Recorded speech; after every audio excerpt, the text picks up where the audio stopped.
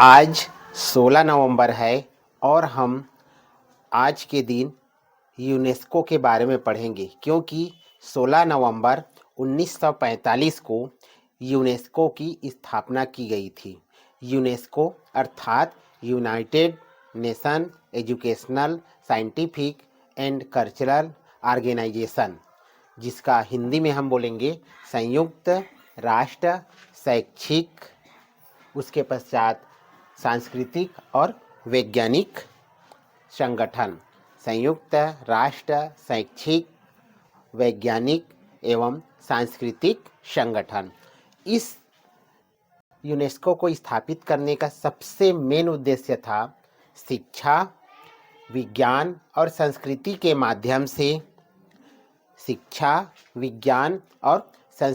माध्यम से अंतर्राष्ट्रीय सहयोग को बढ़ावा देना, विश्व में शांति स्थापित करना एवं सतत विकास को सुनिश्चित करना, ये यूनेस्को को स्थापित करने के पीछे उद्देश्य था। यूनेस्को, जिसके पहले अध्यक्ष का नाम है जूलियन हर्सले, अभी वर्तमान में जो अध्यक्ष है, जिसे महानिर्देशक के रूप में बोला जाता है, वो है आंद्रे एंजोल। इसका जो है दूसरा कार्यकाल है। डिप्टी डायरेक्टर जनरल के रूप में जिंग को अभी जो है यूनेस्को में अपना पद संभाल रहे हैं। यूनेस्को और भारत, इसका बहुत अच्छा संबंध है। भारत 1946 में यूनेस्को का सदस्य बना और अगर अभी वर्तमान में देखें तो यूनेस्को में 195 देश इनके सदस्य हैं और 8 देश इनके सहयोगी है। यूनेस्को, जिसका मुख्यालय फ्रांस की राजधानी पेरिस है।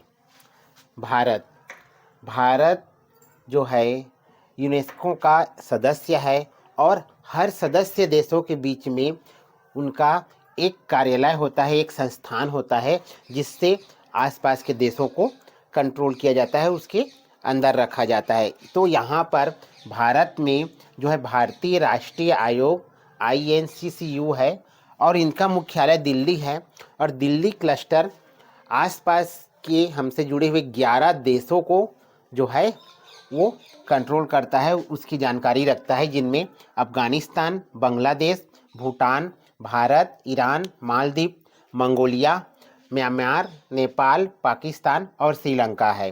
साथ ही साथ यूनेस्को का जो मुख्य कार्य होता है वो है गरीबी उन्मूलन में मदद करना, अर्थात पूरे विश्व में गरीबी को दूर करने का प्रयास करना। दूसरा है सतत विकास को बढ़ावा देना, निरंतर विकास की प्रक्रिया को बढ़ावा देना, आर्थिक मजबूती प्रदान करने के लिए प्रयास करना, अंतर सांस्कृतिक संवाद को बढ़ावा देना। जो अंतर सांस्कृतिक संवाद है, संस्कृति के माध्यम से जो जुड़ना है, उन सबको बढ़ावा देकर लोगों के बीच में शांति स्थापित करने का प्रयास करना, ये जो है यूनेस्को का मुख्य कार्य है। भारत जो है यूनेस्को का सदस्य है और साथ ही साथ भारत के लिए विशेष उपलब्धि है कि अमूर्त सांस्कृतिक विरासत, जिसे ICH बोलते हैं, वो उसका सदस्य है और वो सदस्य इस बार वो तीसरी बार है। 2006 से लेकर 2010 तक, 2014 से लेकर 2018 तक और 2022 से लेकर 2026 तक, यानी कि वर्तमान में भारत जो है उनका यानी ICH का सदस्य है। अब मानवता की अमूर्त सांस्कृतिक विरासत सूची में कोलकाता के दुर्गा पूजा को शामिल किया गया है। अर्थात विरासत की बात आए तो भारत में अभी तक 43 जो है विश्व धरोहर हैं, जिनमें 35 सांस्कृतिक प्रकार के धरोहर हैं, 7 प्राकृतिक धरोहर है और 1 मिश्रित धरोहर है जो कंचनजंगा राष्ट्रीय उद्यान है। अभी वर्तमान में 2024 में जो यूनेस्को ने विश्व धरोहर के रूप में शामिल किया है वो है असम का मोईदम। जो असम का मोईदम जो अहोम राजवंश की टीला दफन प्रणाली के बारे में है और उसे जो है यूनेस्को ने अपने विश्व धरोहर सूची में शामिल किया है, क्योंकि सांस्कृतिक बढ़ावा देना इनका कार्य है।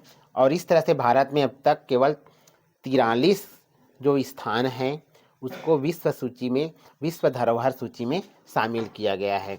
अगर हम यूनेस्को की बात करें तो भारत के लिए ये उपलब्धि है कि मदनजीत सिंह पुरस्कार जो यूनेस्को के तरफ से दी जाती है, विश्व में सहिष्णुता व अहिंसा को बढ़ावा देने के लिए इस पुरस्कार जो है वो यूनेस्को की तरफ से दिया जाता है। ये भारत के लिए बहुत ही बड़ी उपलब्धि है। उस पुरस्कार का नाम है मदनजीत सिंह पुरस्कार।